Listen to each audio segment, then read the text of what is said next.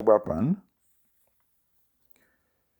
while they use their blackness as a political weapon to fight the penalties they suffer specifically for being black, and while this process excludes whites as campaign colleagues for the sake of impetus, their ultimate goal is a country in which race is not a factor.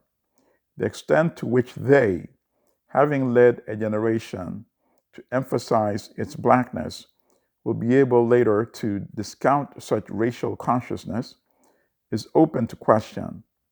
But that is seen as a risk whites must run.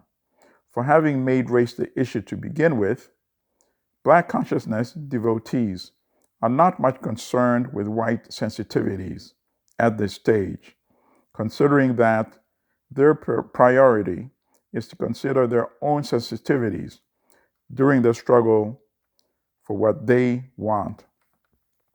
And this is something else that Donald Woods wrote after he learned of Biko's death. I've just received news that my friend Steve Biko has died in detention. He needs no tributes from me, but I have the need to record a deep sense of loss at the death of this extraordinary man who, at age 30, had acquired such a towering stature in the minds and heads of young black people throughout South Africa.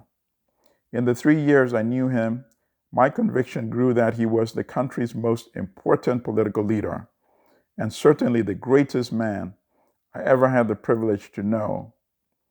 Wisdom, humor, compassion, intellect. He had all these attributes. You could take the most complex problem to him, and in 1 or 2 sentences, he could strike to the core of the matter, and provide the obvious solution. So, sisters and brothers, comrades, that was Steve Biko. In terms of reference, I Write What I Like, which is a book by Steve Biko. South African Dispatches, Letters to My Countrymen by Donald Woods. And then the short documentary that I mentioned, Steve Biko Interview, which is on YouTube. Now, some comrades have asked me if I can make a brief comment on the conflict in Ethiopia. So we'll do a short video on that, and I'll be able to post that in a few days. And then in terms of the podcast, in episode number 19, we will be looking at Julius Nyerere, who led what was then Tanganyika to independence. And later on, of course, Tanganyika united with the island of Zanzibar to form the United Republic of Tanzania.